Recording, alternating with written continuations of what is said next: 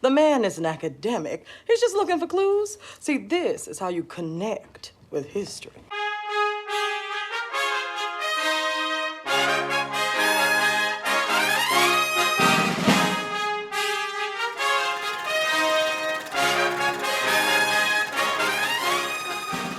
Hello, everyone, and welcome to a special episode of Real History. I am your host, History Professor Jared Frederick, and I have something a little bit different lined up for you today.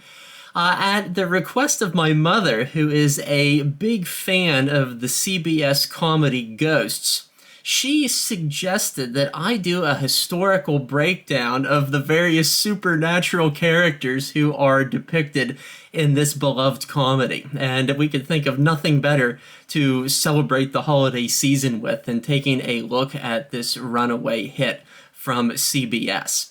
And this has some special connections to my area here in central Pennsylvania, and specifically the Altoona, Pennsylvania area, because it just so happens that one of the show's creators, Joe Port, is also from this area, and he introduced a good bit of local real-life history into some of the characters and places that we can find within the show.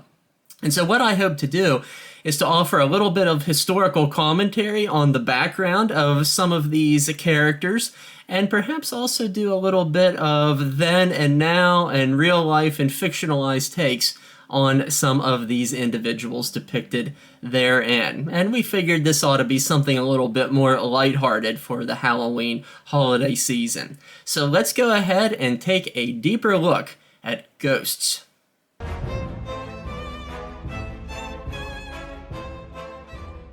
As I said, we'll be moving chronologically through some of the characters, their quirks, and their characteristics, historically speaking. And along these lines is the hysterical Viking character known as Thor, or Thorfinn, as he more formally goes by. Thor wants to thank Samantha and Smallman for making Special Day possible. Though I wish you would have secured mead, but we'll let that go. You're welcome, Thor. The story presents a tale that he is a lone Norseman who has been left behind by some of his fellow travelers, and he's struck by lightning, and he is stuck on the property for all eternity until he can be pulled off to the great beyond. Now, some of the viewers perhaps question the historical logic in all of this. The show is set in the Hudson River Valley in upstate New York. And the Norse are more so associated with Greenland, Iceland, some of the upper portions of Canada. But in the past several years, there has been archaeological evidence to suggest that there were some small Norse villages and settlements along the Hudson River Valley in New York. And just a few years ago, near the community of Stony Point, about a half a dozen dwellings that dated perhaps all the way back to the 9th or 10th century AD certainly suggested that there was some Viking activity there all of these centuries ago. And so perhaps it's not so much of a historical stretch after all that Thorfinn would be exploring the Hudson River Valley.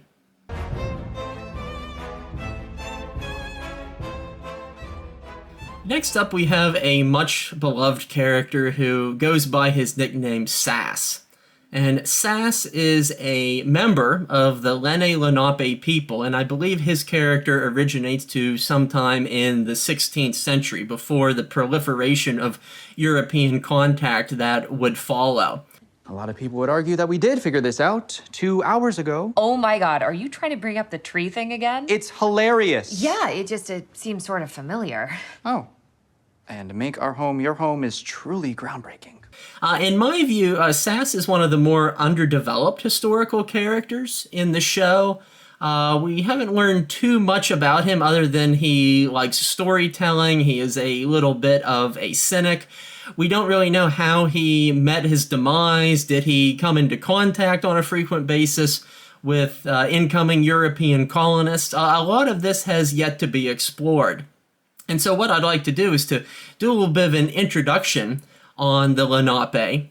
This was a vast society that covered much of the territory of modern-day southern New York, pretty much all of New Jersey, and the eastern half of what is now Pennsylvania.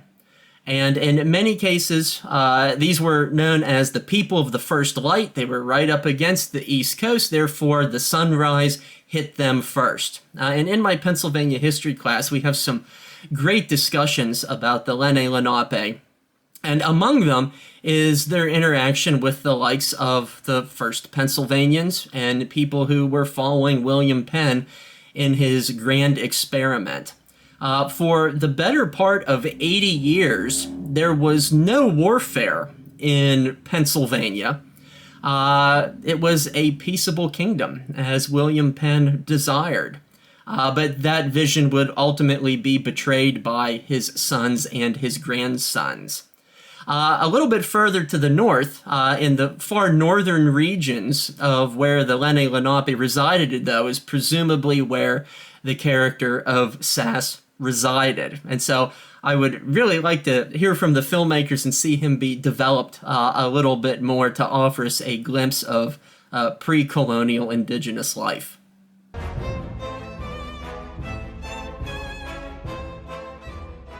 Next up, we have another fictionalized character, Captain Isaac Higgintoot, which I think has perhaps the best named character in the series.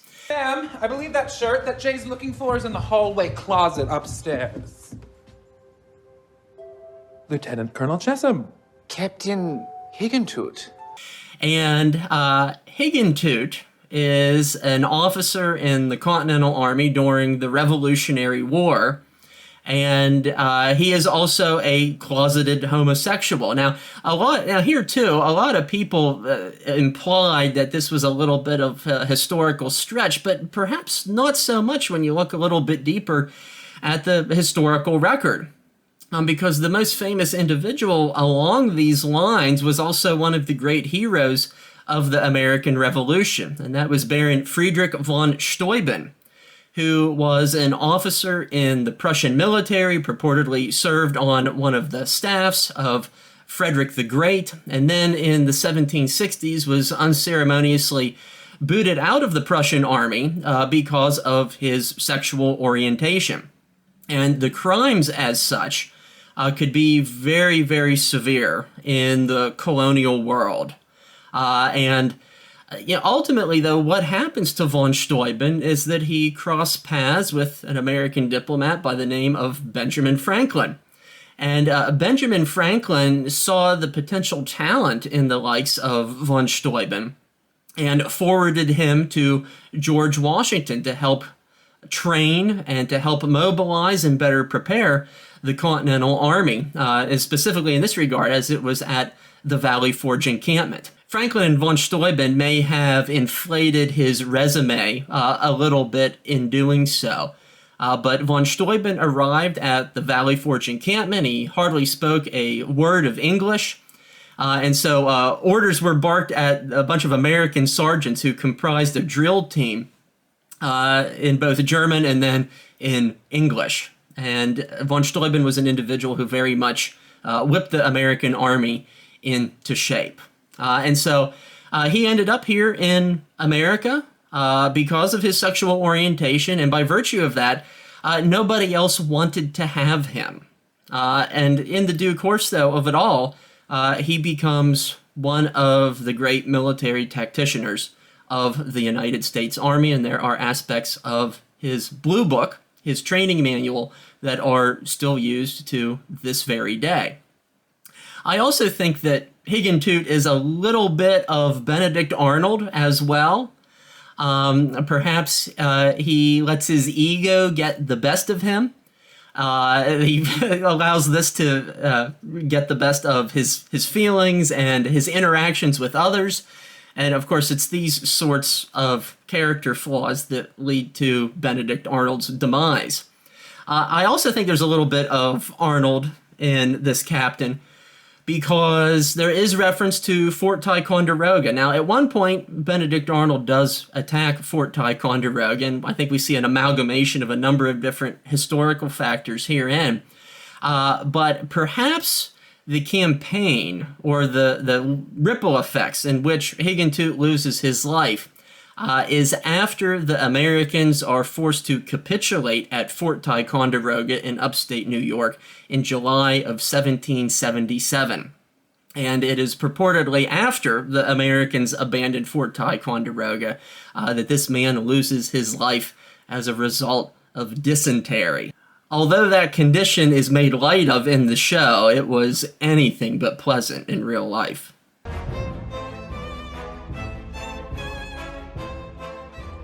Our next character is likely an individual who hails from the time period of the Gilded Age, and her name is Hedy Woodstone. It is within her mansion, Woodstone Mansion, that this show largely takes place. No, she's no longer here. You syphilitic reprobate. First off, everybody fun had syphilis, and I don't appreciate that tone. Well, then maybe you should go back down to your vault and talk to your withered corpse. There it is again.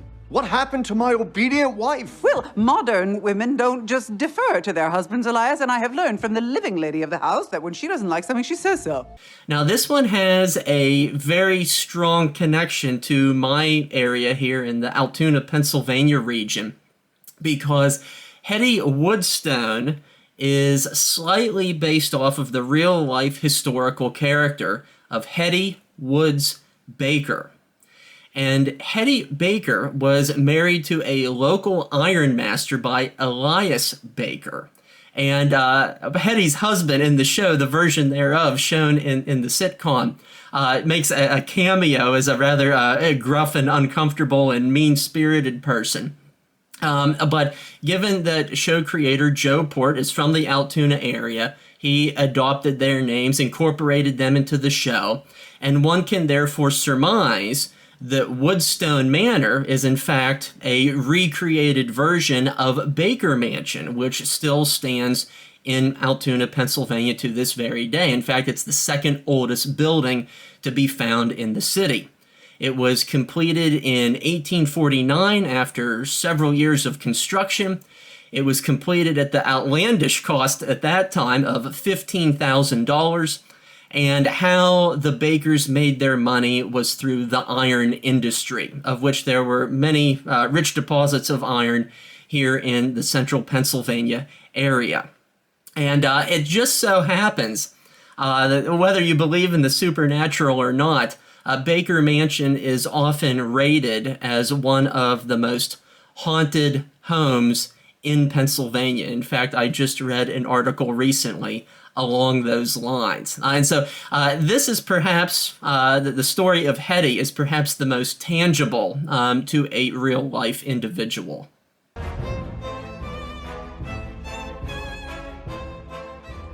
We also have another Altoona connection with our next character in the form of Alberta Haynes. And Alberta Haynes is a lively and wonderful character, perhaps my favorite in the show. Daddy could slay the stove. He should have had his own restaurant, but again, racism. Thank you for letting me stay. It's like a 6-hour drive back to Altoona.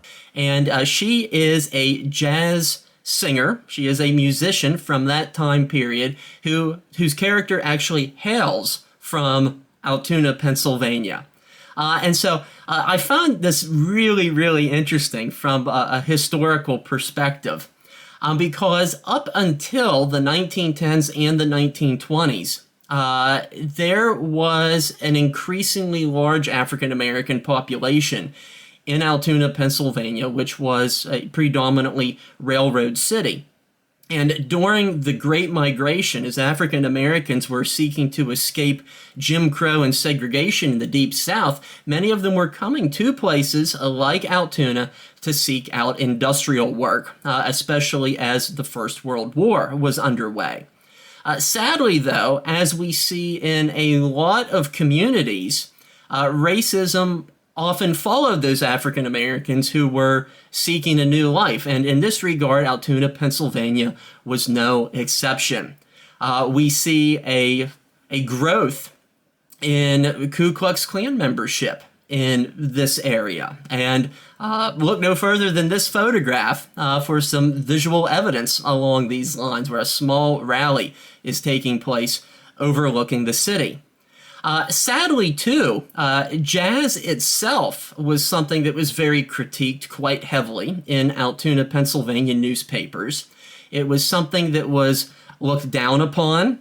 It was seen as a negative force that would sexualize young people. And even in the newspapers, there were fierce debates about whether even or not jazz and blues should be taught at the local high school.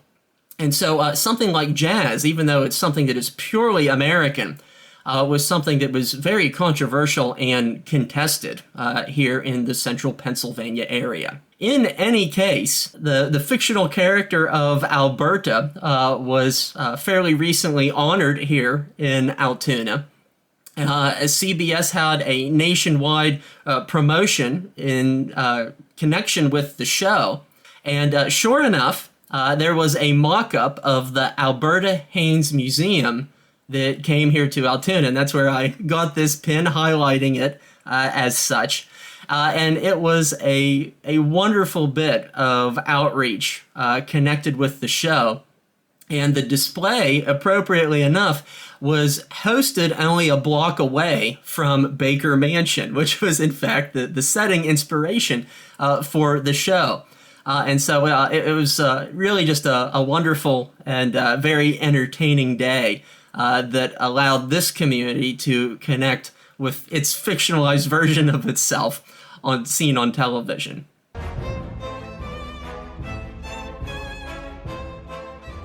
Last but not least, we have the character of Flower, who is a member of the countercultural movement of the late 1960s as the Vietnam War was ongoing. Flower's hippie cult knocked off a bank, then gave the money to poor people. This was the commune, not the cult. They're very similar, but the commune let you wear your shoes and you could still talk to your family.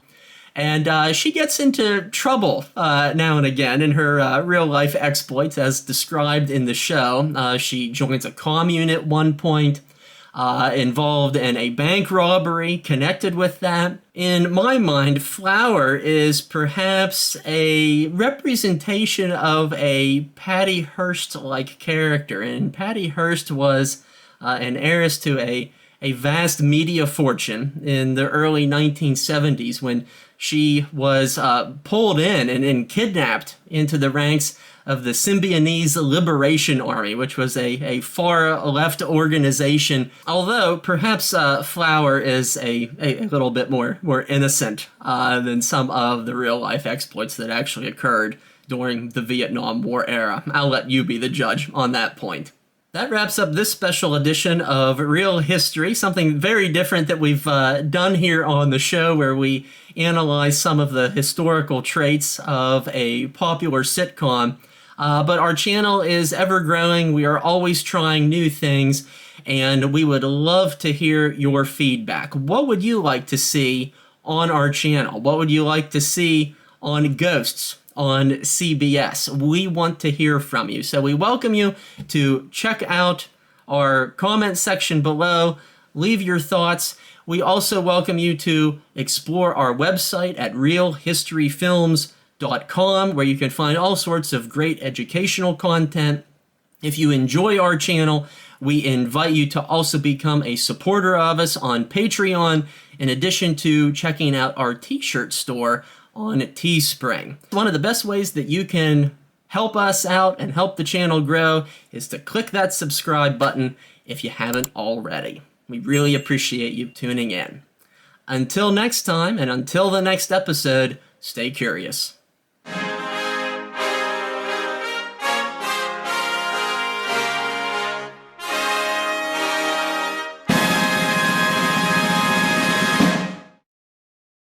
Well, academics are often underpaid. Just wait till his book comes out.